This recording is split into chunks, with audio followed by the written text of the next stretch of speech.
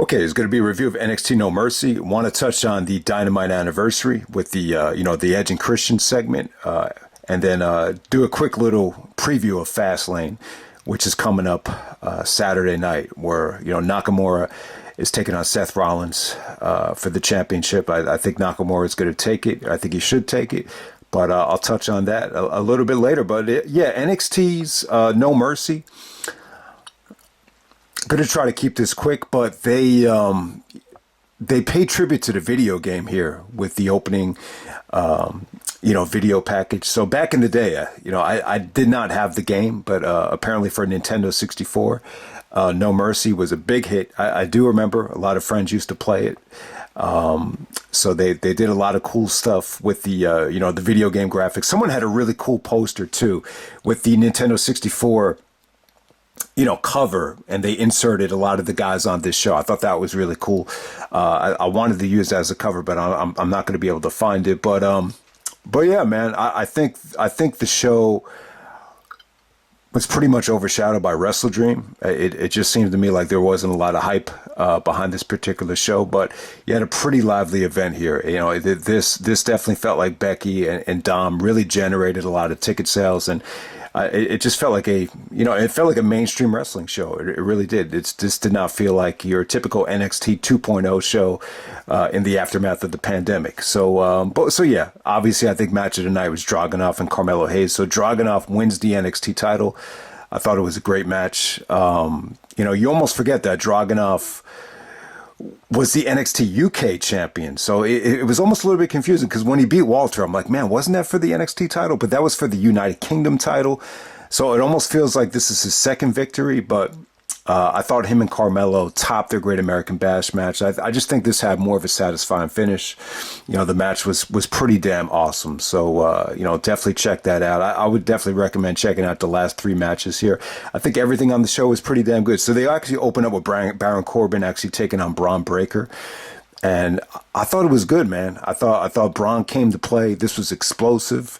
I didn't think Baron Corbin was bad here. So you almost forget, Corbin goes from, the last guy to pin Roman Reigns, the guy to retire Kurt Angle, and then he's opening up NXT. But, he did a good job of working with Braun here. So Corbin actually goes over with some help. But, there was good table bumps here. There was some really, really nice, Frankensteiners from Braun. I thought the one spot where he takes the gorilla press he actually gorilla presses Baron, and then he transitions it into a power slam. I thought that was cool. There was some awesome table bumps here, and the End of Days was pretty. It's a pretty cool finisher. So Corbin actually goes over with the End of Days. Good finish. Just a lot of energy there. So good performance from Bron Breakker. I really thought it was good stuff, man. And then next up you had Dirty Dominik Mysterio defending his NXT North American Championship against Trick Williams.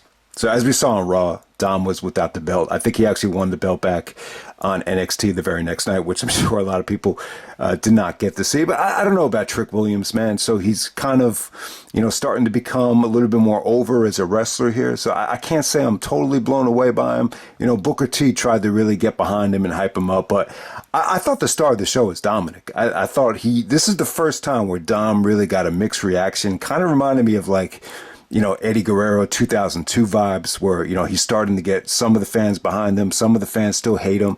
And I thought it was cool. He really reminded me of Eddie here, just by the way he looks right now with the mullet. Obviously, he does the helo. The drop kick is very reminiscent of Eddie. I mean, Dom has a long way to go. But you could tell, Eddie's his main inspiration, even more so than Ray. It was a good night for Dominik. I think this is what he needed. Trick is able to, fight off the ref bumps and the belt shot and actually win the NXT North American Championship. So I didn't think it was a bad match at all. Great experience for Dominik. And it felt like a lot of the fans were interested in seeing him.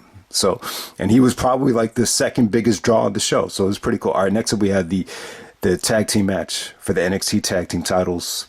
Another 4-way tag match. I hate these matches, but this is actually pretty fun.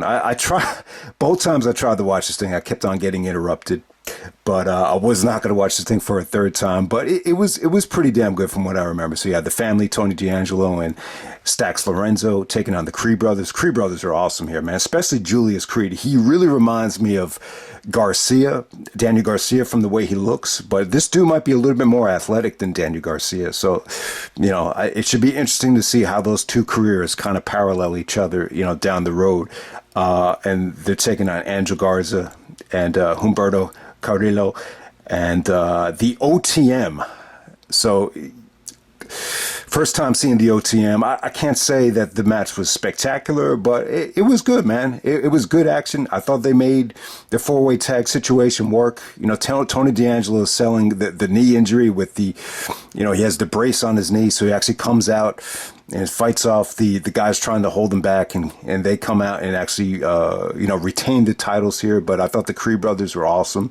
Brutus Creed did an incredible, leap off the top rope. Garza and Carrillo did some nice double team work. So yeah, I thought everybody here, looked good. It was fun for what it was. My expectations were a lot lower than the one from Wrestle Dream. But yeah, this actually probably exceeded my expectations even more so than the Young Bucks one from Wrestle Dream. So good stuff there. Next up, you had the British Rounds Heritage Cup. The NXT Heritage Cup featuring Noam Dar taking on Butch. Step aside, Butch. So Butch, formerly known as Pete Dunne. You had Tyler Bate out there in his corner. Noam Dar had a ton of females and one dude out there with him, and a little bit wacky with Noam Dar's crew, but within the context of the match, there was actually some pretty cool stuff where the one girl is actually taping up his fingers. So I thought that was cool. So if you haven't seen this Heritage Cup match, it's actually 6 rounds, 3 minutes per round. And in the beginning of it, I was just like, man, this isn't really flowing well. But as the match progressed, I thought the last couple of rounds were pretty damn engaging. And a lot of times, Noam Dar was actually saved by the bell, saved by the clock. And Butch was great, man. This features some great wrestling, good submission work. Noam Dar hit some vicious Judas Effect-like elbows to Butch. A lot of dirty shots as well. So, yeah, I thought the match had good drama. You actually had Gallus actually come out and cost Butch the match. So, with the interference with Noam Dar's crew and then with Gallus, it almost felt like a handicap match. But good showing from these guys. It felt different. It was, 6 times 3 is what, 18. So it's a little bit less than, 18 minutes of just solid action with 6 rounds. So it was pretty damn cool. So Noam Dar, yeah, I don't think I've seen him since the Cruiserweight Classic. So it was a pretty cool match. I would definitely say you could argue that this hit the 4-star level. Good stuff there. And then you had Dragunov taking on Carmelo Hayes. So Carmelo loses the NXT championship, but it was, victory and defeat. They followed the code of honor. I thought it was stiff. There was holy shit chance throughout this whole match. Dragunov was actually bleeding from the forehead, and anytime Carmelo kicked out of the H-bomb, which is the forearm where he just kind of sits down on him, Dragunov showed great emotion. This dude's selling, and just his emotion is just crazy. I would tell you, man, I would have loved to have seen Dragunov take on a guy like Benoit or a guy like Kenta, because he's just so friggin' stiff. And Carmelo came to play. This had some beautiful transitions, man. I'll tell you, Dragunov goes for that coast to coast. Carmelo actually catches him and puts him in a code breaker, and then Dragunov actually counters the code breaker into a running, Death Valley driver on the turnbuckle. Oh man, that was a sweet counter. So many H-bombs that Carmelo kicked out of. Great stuff here. Carmelo with that cutter off the ring apron. That was a crazy spot. So Dragunov actually, counters the leg drop from Carmelo. What does Carmelo call that? He has like a basketball name for it. It's just not coming to me. And then so Dragunov counters the leg drop into the stiff-ass clothesline, and then he hits him with the third H-bomb to put him away. So it was an awesome match. Awesome performance. Definitely more of a satisfying ending. And, I thought it was cool that Zach didn't follow the code of honor against Danielson. Sometimes you just have to go by the feel of the match and just the history of the two opponents. You know, with Brian and Zach, it felt like the first time ever. So I like the fact that Zach didn't want to shake hands. This situation right here is a little bit different. This felt like more of a war in terms of just the stiffness and the brutality, and that this was kind of like the blow off to the whole, program here. And, you had a good backstory here with Carmelo, doubting himself that, maybe he couldn't beat, Dragunov without Trick Williams being out there as a distraction. So it was cool, just the way it was done. The match was great. The aftermath was icing on the cake. So definitely check it out if you haven't seen it. And then the main event, you had Becky taking on Tiffany Stratton. This is an Extreme Rules match. So Becky actually won the the women's championship on television, and then they followed up with an Extreme Rules match. So yeah, it's just about getting Tiffany Stratton, getting her to earn it. Becky making sure that she actually loves the business. I think a lot of this backstory is very Mandy Rose influence, because when you look at Tiffany Stratton, I think if you don't know her, you're going to say to yourself, all right, this is just another girl that wants to use, the WWE as a stepping stone so she can make money, on Instagram or doing, whatever, the fans only stuff. But, with Tiffany Stratton, she earned a lot of respect here. I thought she was great. She's a hell of an athlete. She did some, amazing things out there. And, her and Becky had a war here. So yeah, Becky actually, I think she ended up hurting her shoulder, but yeah, I thought Tiffany Stratton came to play. Just a ton of aerial stuff, a ton of acrobatic gymnastic stuff. The backflips through the barricade was awesome. There were some swantons off the top rope through tables. When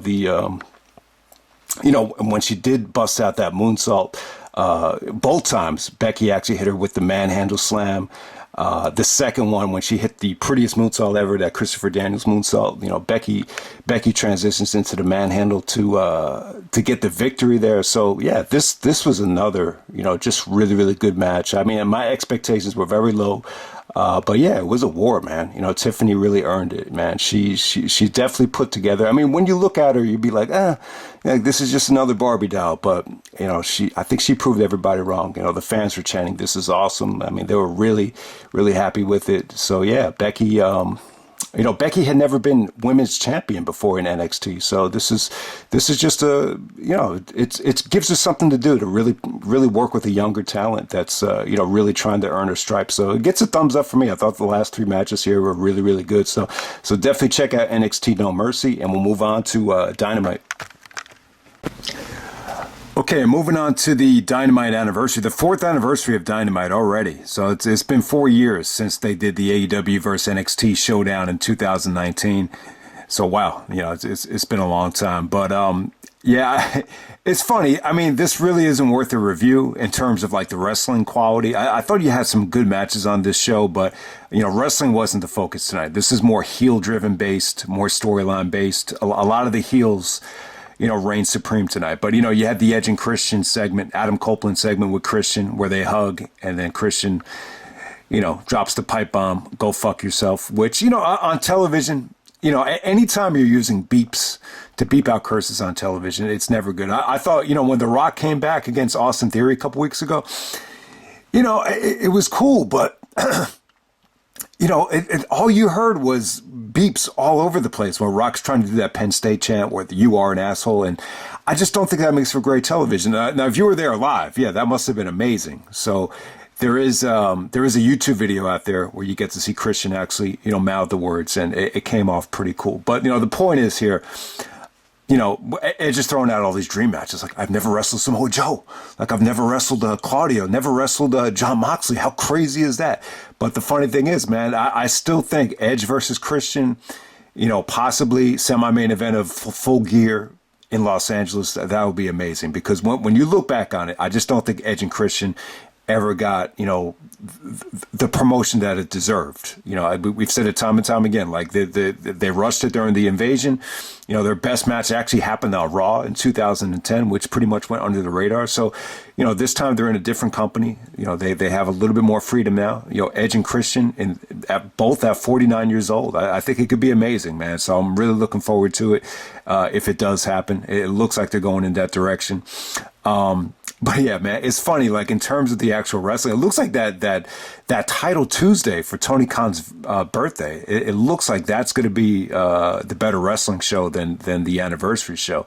I mean, you just got so much on that show. You got Bryan and Swerve. You're going to get Hangman. Hangman actually taking on Jay White. So you're going to get a lot of great stuff on that show. Obviously, you're going to get Adam Copeland taking on Luchasaurus. That brings back some memories of Edge and Kane. Saraya is going to be taking on Hikaru Shida. That should probably be Saraya's best match in AEW so far. So yeah, that title Tuesday looks like the better show. But hey, man, this is the anniversary show. So they gave you something special here. They gave you Rey Fenix and Nick Jackson in the opener right here. I thought it was incredible. It made sense. Two homegrown talents.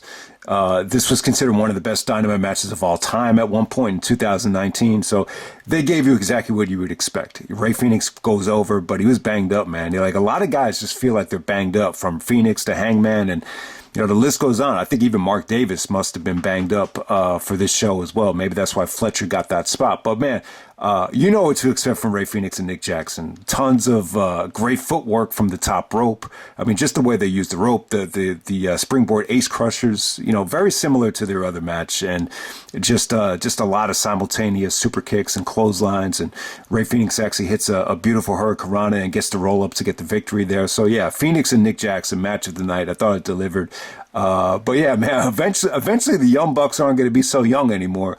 You can see it a little bit with Nick Jackson going a little bit bald. I don't think I've ever realized it, but hey, man, the Young Bucks still deliver, man. I thought it was an awesome match right there. Wardlow actually makes his return to take on the Varsity Blonde member of Griff, Garrison, in about a minute. So nice little squash for Wardlow. I can't say, first time I think I've seen Wardlow since the Christian Cage ladder match, which was kind of underwhelming. That was probably one of the weaker matches on Double or Nothing. I don't think it really helped that pay-per-view out, which is, probably going to end up getting more shit than any other AEW pay-per-view to date so far. But you got to get the Acclaimed in the trios match taking on Kip Sabian, Butcher, and the Blade. The highlight was actually Max Caster's promo. He's making fun of the Butcher and the Blade's shiny heads, and there's almost like a penis joke in there. So that was pretty cool. But this is a standard trios match from the Acclaimed. Really nothing to talk about. They're kind of using the Kings of Wrestling finish with Claudio and Hero. That same finish. So. But I almost forgot about it, man. Max Caster had a segment with MJF where MJF accused him of being a stalker. He was trying to give him a massage, and he's like, dude, what is it, man? Stop tweeting me. You're a stalker. So it brought back memories. I used to have this elementary school teacher from guidance counselor from Boston, and one dude actually got kicked out of my class, and I just remember the way she said it. She had that Boston accent. She's like, you got to kick him out of the class because he's a potential stalker. So it brought back memories there. I never thought I'd see MJF accuse anybody of being a stalker, but kind of a weird segment right there. A lot of weird stuff on this show. Very, very, very weird show. The stuff with Hobbs I thought was weird. The stuff with Roderick and Cole I thought was weird, but hey, man, like you can't deny it though. Like Roderick is finally finding like a legit, direction and a legit character, man. The stuff with him yelling at Adam Cole, he's coming off like an annoying heel, so that's good. But I don't know. I don't know what to expect out of it. Cole is probably going to be injured for a long ass time, so I was hoping maybe Roderick would get a title shot at Full Gear. I was hoping maybe that would be a 4-way, but it doesn't look like they're going to go in that direction. I thought the segment between MJF and the Bullet Club Gold, I thought it was pretty good. I see MJF is getting a lot of criticism for, only going into business for himself with the tofu stuff, and some of it's not catching on with everybody. But the bottom line is, I thought the crowd was into it. I think it's pretty impressive so far what MJF is doing. I mean, I can't think of anyone else in wrestling history where you start off your championship reign as a heel and then you turn to a babyface as the reign goes on. It's really not been done before, like to my recollection. I mean, I could think of the opposite, where guys like Nigel and Savage start out as babyfaces and then they turn heel during the reign. But I can't remember someone doing it what MJF is doing. But, it was pretty cool. You actually had Jay White make the surprise attack. So nice little beatdown on MJF. He's really being treated like a full-fledged babyface, and it's amazing. So I like Jay White, though. I thought the promo was great. The problem is, though, I cannot think of one main event where someone actually hijacks the title and then they end up winning the title as the title is hijacked. I mean, you think about it. You go back to Backlash 99 where Rock stole the Smoking Skull belt. He ended up losing at Backlash. There's been plenty of times where someone has stole the title from Cena and, they weren't able to win it. I can't even remember, but I know that's happened with Cena time and time again. So it's kind of a predictable main event. I was kind of hoping maybe we get a 4-way with Swerve and maybe you could put Samoa Joe in there. It looks like Joe's still going to go after MJF. Joe cut a really good vignette where it was good, man. It was something different for Joe. It's almost like he was coming off like he's like a Don or something. Like it almost had like a Godfather, Goodfellas kind of vibe to it with him in the suit and him drinking, So I thought that was really cool. So it should be interesting to see, who gets the title shot at Winter is Coming. Definitely looking forward to that. I mean, the match between Jericho and Omega taking on Takeshita and Fletcher, I thought was really good. So Fletcher was replacing Sammy Guevara, who has a concussion. So once again, another guy that's suffering from injuries. But yeah, Fletcher was good here, man. Mark Davis, I think he got hurt too at Wrestle Dream. So this is probably the biggest match of Fletcher's career. I mean, they sold well for him though. Omega really put him over huge here. Just some of his super kicks, some of his moves, were just really well executed. He's tall, he's lean, and really athletic. I mean, he didn't officially join the Callis family. Callis kept saying a potential recruit in Kyle Fletcher. So yeah, I thought Takeshita and Omega had great chemistry here. I thought Jericho came to play. I thought this was a really, really good tag match. And, Omega actually goes over Fletcher with the one-winged angel, but it was solid stuff, man. And, after the match is over, Powerhouse Hobbs attacks Jericho and Omega. So Hobbs actually joins his third family. He goes from Team Taz to the QT Marshall family, and now he's joining Don Callis. So it should be interesting to see if Hobbs and Callis make a good fit for each other. So I thought it was kind of weird. I thought it was like a dark segment. Once again, another very heel-driven match right there with Omega going over, but Hobbs really dominating, and Jericho and Omega just sold the shit for Hobbs. So they're going to be doing Jericho and Hobbs on that Title Tuesday show. So. Yeah, I mean, it is what it is there. Also, yeah, I mean, I got to say, though, even though there wasn't a lot of matches on the show, the stuff with Callis, giving the unprotected chair shot to Omega when he was tied up on the ropes, that got more heat than I think maybe any other chair shot I can remember. You saw the indentation in the chair. I just think it's so well documented now that people know the consequences of taking an unprotected chair shot. And yeah, it just kind of resonated with the crowd in a very like dark and negative way. So it's all I can really say about it, man.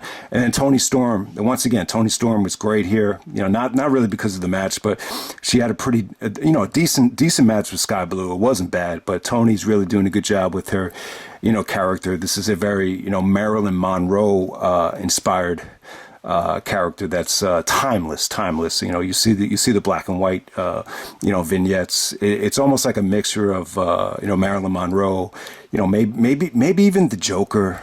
You could just by the way she has her lipstick and everything, and maybe sprinkle in some Nicole Kidman from To Die For. Someone that's really just totally invested in their character right now. So yeah. It looks like Toni Storm is auditioning for some a major Hollywood movie. I mean, that's how it really comes off right there. So, yeah, but, good episode of Dynamite. The ratings on Cage Match are spot on. This is exactly what I would have rated the two matches, Fenix and Penta. They're not Phoenix, not Penta, but Phoenix and Nick Jackson. I was going to give that 4.25. That's the average rating there. So people actually vote on the rating on Cage Match. So that's pretty cool. Like you're getting multiple people voting. So that'll give you an idea of exactly how good it is. And that's exactly what it would have rated the tag match with Jericho and Omega. I think 3 3/4 is a fair rating. I think 4 would have been a bit high, but yeah, Fletcher had a really good showing there. Omega and Fletcher did some really good work in that match. So yeah, this is Dynamite anniversary.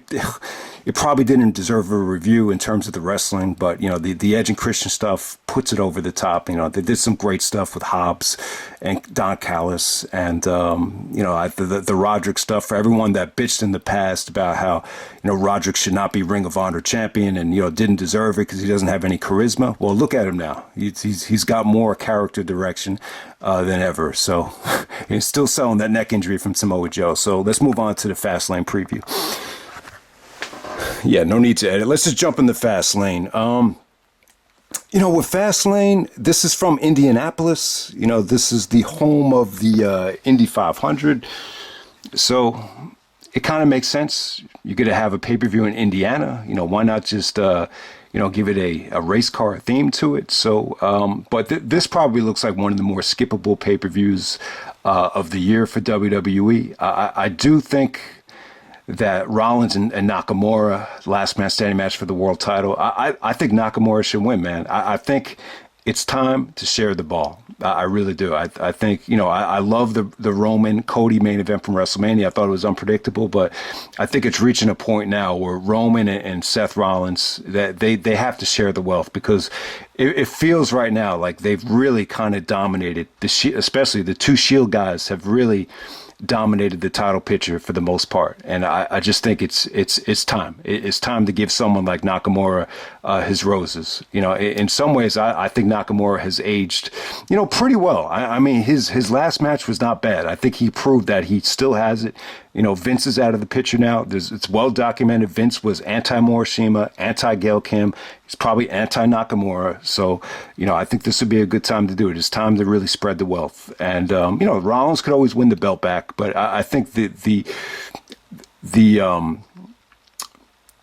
luxury of having this title on Raw is just to spread the wealth, just so we don't have one guy hogging the spotlight. Give Rollins credit. I love Tyler Black. I love what he did in Ring of Honor. He's still probably the most over guy, possibly on Raw besides Cody. So, but I think it's time. I think it's time for Nakamura to win the belt. I'd be very disappointed if he didn't win here. And this will open the door up for maybe Nakamura and Cody, the wrestle for the belt. But who knows? I could be totally wrong here, and Rollins will go over in convincing fashion. But, the title has not changed hands very frequently in last man standing matches. I mean, the last time I remember it changing was Randy Orton and Triple H, when they kept on flopping the belt at No Mercy because of the John Cena injury. But yeah, titles don't usually change hands in last man standing matches, but hopefully it does here. So we'll see what happens. And and hey, even if Rollins does lose the belt, it doesn't mean like the company should give up on him or they shouldn't win the belt again.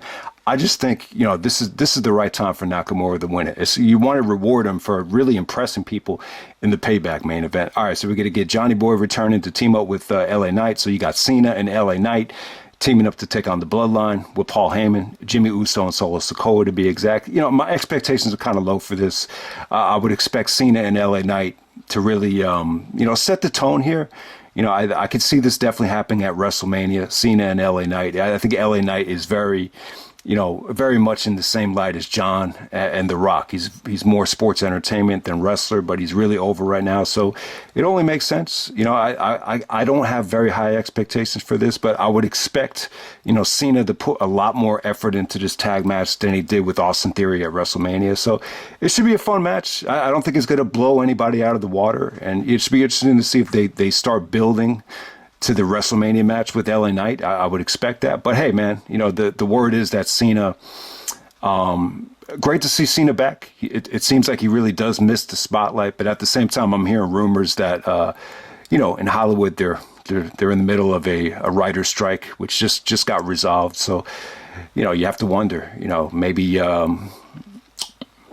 maybe there's just not a lot going on in Hollywood. So I was suspecting that maybe The Rock would be in that spot, but I think The Rock, that was more of just a timing thing. I think Rock wanted to be at the Colorado game to support Deion Sanders. And yeah, man, when you watch that game, the Rock looked like he was taking that shit serious. Like he was like coaching from the sideline. So yeah, I think that was just great timing to have The Rock on SmackDown. So I was expecting The Rock to be in that spot, but you know, this is a great opportunity for LA Knight. I think the Bloodline matches, I don't think this will get the main event though. I think some of these Bloodline matches have really, you know, kind of overstayed their welcome in terms of maybe just getting too much time. And, you know, so, but you know, it should be fun no matter what. You know, at this point, I'm really happy that Cena could come back and just, you know, smell his roses. So that's pretty much all I can say about it. I think Io Sky, Asuka, Charlotte Flair, this should be another great triple threat match. I really like the one at SummerSlam.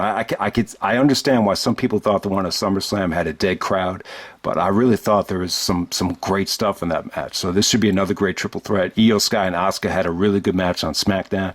You sprinkle Charlotte Flair in there. I just think this should be really good, man. I don't see how you could go wrong with it. I think Charlotte's really well rested and rejuvenated, and yeah, I mean, her not wrestling full time, you know, it makes these matches feel a little bit special. So that should be a really good match.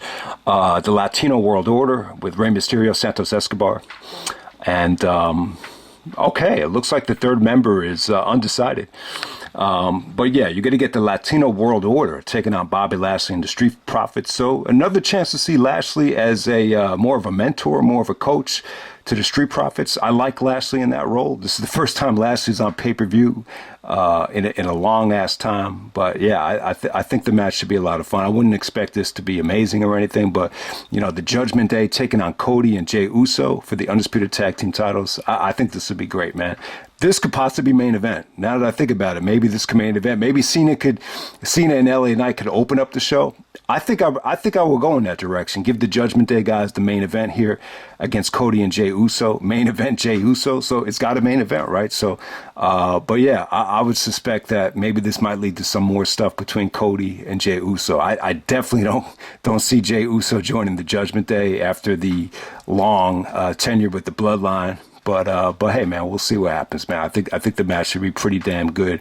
You know, the Judgment Day's last couple of tag matches against Kevin and Sammy have been awesome. So I think this could possibly be an intriguing main event. And this way, you don't have to have Rollins and Nakamura have the burden of having a main event, because they just main evented the last pay-per-view Payback. So and last man standing matches could be a little bit lethargic at certain points. So yeah, maybe this is the better choice to main event the show. So yeah, I think Fastlane, it'll be fun no matter what. But you know, I'm not gonna lie to you and say this looks like the pay-per-view of the year. This just looks like a run of the mill, you know, non-Big Five pay-per-view. I mean, it really does. But we'll see what happens. That's Fastlane. Hopefully Nakamura can bring the belt home. Like I said, man, I think it's time for Roman. When Roman gets healthy too, like the title just doesn't feel like as credible as it did a couple months ago. I just think, you know, not defending it, not being around, sometimes that does hurt the championship. So, but hey, the same could be said with Rollins too, man. I just think it's,